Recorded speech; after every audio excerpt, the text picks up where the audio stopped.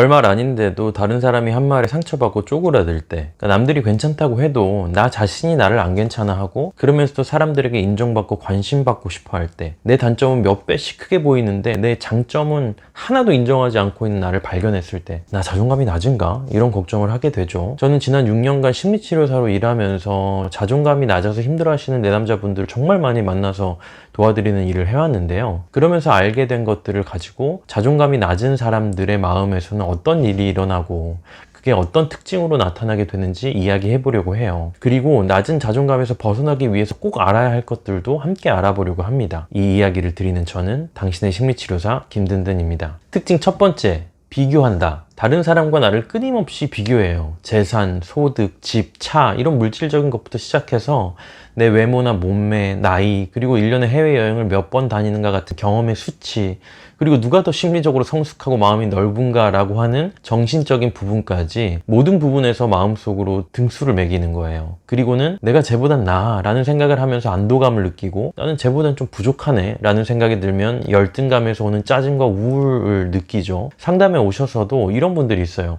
이거 저만 그런 건가요? 라고 하는 거를 유독 궁금해 하시는 분들이 있어요.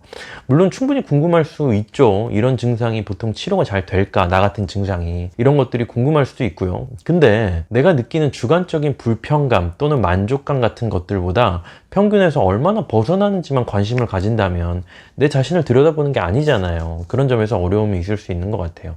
그럼 자존감이 낮은 사람들은 왜 이렇게 힘들게 비교를 하면서 열등감과 우월감 사이를 왔다 갔다 하는 이 그네를 타게 되는 걸까요?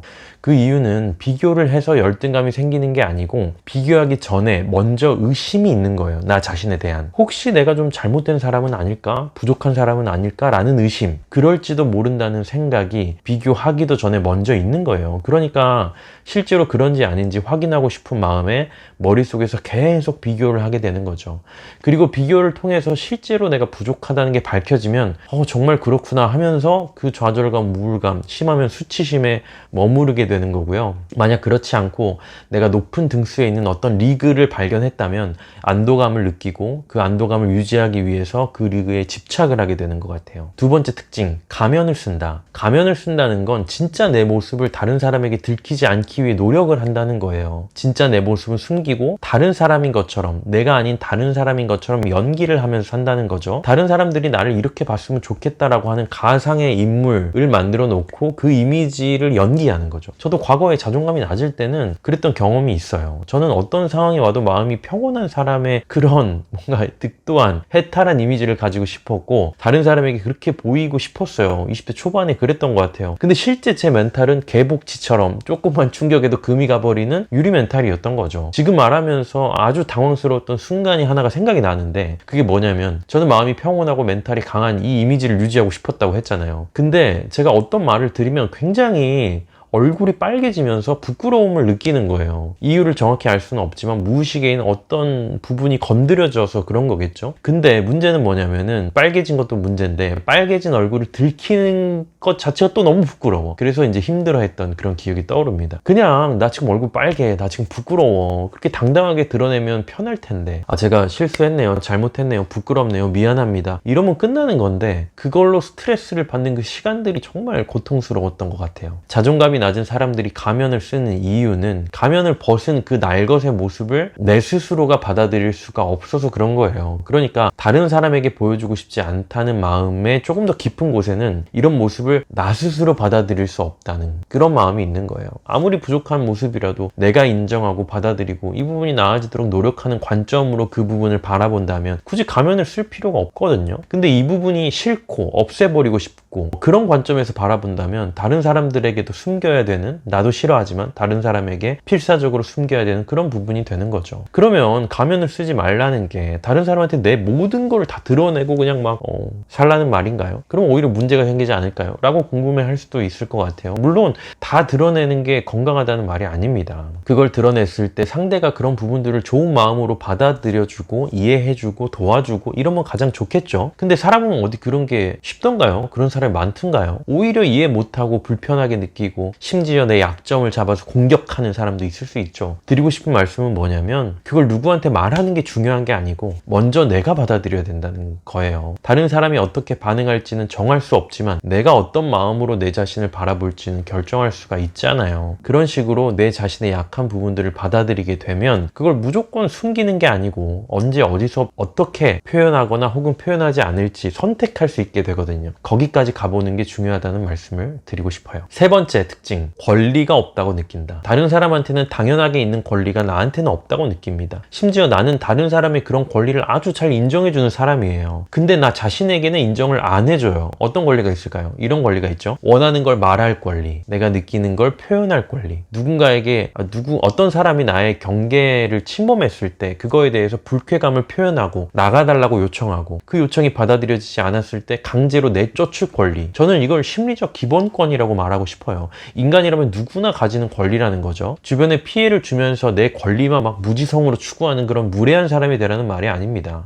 자존감이 낮은 분들은 피해를 주든 말든 상관없이 이런 권리가 없는 사람처럼 행동할 때가 있어요. 가볍게는 점심에 뭐 먹을까? 먹고 싶은 게 있어도 말을 안 해요. 기분이 나빠도 표현을 안 하고요. 심지어는 부당한 공격을 당해도 그거를 지적하고 바로잡기 위해 노력을 하지 않고 그냥 그 상대방이 그 행동을 멈추기를 기다리는 것밖에 하지 않는 분들도 있어요. 그런 모습을 보면 너무나 안타깝죠. 머리론 내가 권리가 있다고 생각해도 마음속 깊은 곳 무의식에서는 나는 다른 사람들처럼 가치 있는 존재가 아니야 라는 뿌리 깊은 믿음이 자리 잡고 있기 때문에 이런 행동이 나타나게 되죠. 그리고 스스로 그 생각을 바꾸려고 해도 잘 바뀌지가 않아요. 왜냐하면 이런 믿음이 건강하게 무의식에 자리 잡기 위해서는 누군가가 나를 가치 있는 존재로 대해주는 경험을 충분히 했어야 하기 때문이에요. 태어나서 만 3세까지 길게는 6세까지 생애 초기에 이 믿음이 세팅이 된다고 해요. 그러니까 이 믿음은 부모님이 나를 대해주었던 방식과 뗄래야 뗄 수가 없는 거죠. 그러면 이런 질문이 또 떠오르실 거예요. 내가 가치 있게 느끼도록 충분한 사랑을 준 부모님이 없었으면 이번 인생은 망한 건가 하는 생각이 들 수 있는데 그건 아니에요. 내 마음속 깊은 곳에 내가 가치 없다고 느끼는 그 상처받은 부분이 있을 수 있거든요. 방치된 부분, 이 부분이 있을 수 있는데 그 부분을 치유할 수 있는 능력이 내 자신에게 그리고 이 영상을 보는 당신에게 다 있거든요. 그 능력을 사용하는 경험을 심리치료에서 하는 거고, 근데 여기서 뭐 그걸 다 얘기 드리기 내용이 너무 기니까 그런 부분은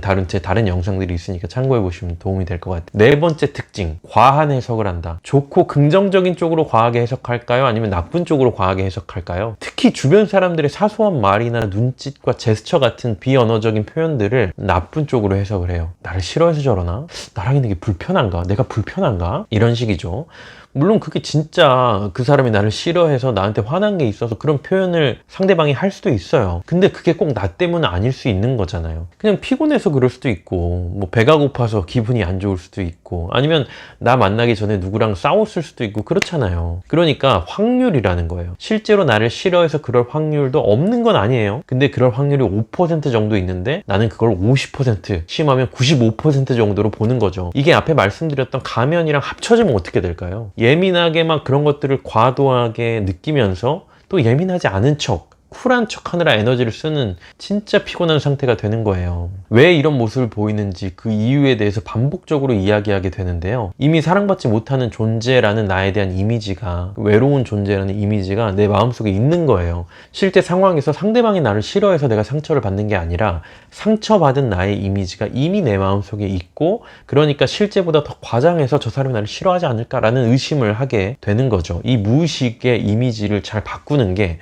자존감을 높이는 데 굉장히 중요한 부분인 것 같아요. 다섯 번째, 성취로 존재를 평가한다. 다시 말하면 뭘 잘해야만 사랑받는다는 거예요. 조건적 사랑이죠. 그걸 내가 나 자신한테 하고 있는 거예요. 학창 시절에는 공부를 잘했을 때만 내가 괜찮은 사람으로 느껴지는 거, 이성이 나를 좋아해주고 인기가 많아야만 내가 괜찮은 사람으로 느껴지는 거, 그게 학창 시절이 지난다고 끝날까요? 좋은 대학에 들어가야만, 직장에 취직을 잘해야만, 연봉이 높아야만, 괜찮은 배우자를 만나서 결혼을 해야만 내가 괜찮은 사람이라고 느끼는 거. 결혼하면 끝날까요? 애 낳아서 잘 키우면 끝날까요? 끝도 없죠. 인생이 끝나야 끝나는 거죠.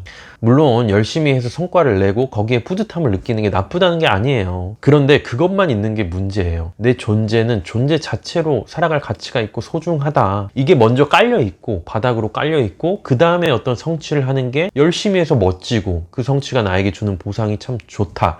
그 성취의 만족감과 보상을 위해서 열심히 노력해보자. 이게 좋은 거지. 존재 자체로 느껴야 하는 그 안정감을 성취로 계속 메꾸려고 하면은 이해되시죠? 밑 빠진 독에 물 붓듯이 아무리 붓고 부어도 채워지지 않는 그런 인생을 살게 된다는 거예요. 자, 이렇게 자존감이 낮은 분들의 특징 5가지를 이야기해봤는데, 이렇게 자존감이 낮은 분들의 특징 5가지를 이야기해봤는데, 그럼 어떻게 해야 되나 그런 게 궁금하실 것 같아서 이 이야기를 조금 드려보려고 합니다. 낮은 자존감에서 벗어나기 위해서는 이 2가지를 꼭 알아야 되는 것 같아요. 첫 번째, 자존감은 존재가 아니라 상태이다 라는 거예요. 자존감이 낮은 사람이 있고 높은 사람이 있다. 태어날 때부터 자존감이 낮게 태어나서 평생 쭉 자존감이 낮게 살다가 죽는 거. 반대로 어떤 사람은 자존감이 높게 태어나서 평생 자존감이 높게 살다가 죽는 거. 이게 아니라는 거예요. 상태. 내가 자존감이 원래는 높았는데 어떤 사건과 경험을 통해서 자존감이 낮아질 수 있죠. 내가 어릴 때는 자존감이 조금 낮았는데 노력과 경험을 통해서 자존감이 높고 안정적인 사람이 됐다. 충분히 그럴 수 있어요. 그러니까 나는 자존감이 낮은 사람이야 라고 생각하거나 말하지 말고 나는 지금 자존감이 낮은 상태야 라고 생각하는 게 중요하고, 그렇기에 자존감이 높은 상태로 어떻게 갈 수 있을지 고민하고 배우고 노력해 보는 게 인생에 정말 많은 도움이 될 수 있다는 말씀을 드리고 싶어요. 2번째로 여러분이 꼭 알아야 될 것은 낮은 자존감이라는 게 나의 전체가 아니라 나의 부분이다 라는 거예요. 내가 자존감이 낮은 모습을 보일 때가 있잖아요. 눈치 많이 보고 비교하고 자기 주장 잘 못하고 이런 모습들. 그렇다고 해서 나라는 사람 전체가 자존감이 낮은 사람인 게 아니에요. 그럴 때도 있지만 나는 때로 다른 때는 용기 있는 부분도 있고 비교 우위가 아니라 진심으로 상대를 칭찬해주고 위해주는 모습도 있고 나를 위해서 행동할 수 있는 그런 행동력이 있는 부분도 있을 거예요. 그래서 앞과 마찬가지로 나는 자존감 낮은 사람이야 라고 생각하지 말고 나한테는 자존감이 낮은 부분이 있어 라고 생각하는 게 맞다는 거죠. 한 가지 덧붙이자면 그 자존감이 낮은 부분도 잘못되었기 때문에 없애버려야 되는, 안 보이게 묻어둬야 되는 부분이 아니고 치유가 필요한 부분이에요. 이건 제가 심리치료사이고 많은 자존감 낮은 부분을 가진 분들의 그 부분들이 치유되도록 도와본 경험이 있기 때문에 진짜 확신을 가지고 말할 수 있는 부분이에요. 그러니까 지금은 자존감이 낮은 상태에 있는 부분을 내가 가지고 있고 그 부분은 충분히 치유될 수 있다. 이렇게 생각하시면 좋을 것 같아요. 오늘 제가 준비한 영상은 여기까지고요. 다음에 여러분에게 더 도움되는 내용으로 찾아뵐게요. 다음에 또 만나요. 안녕.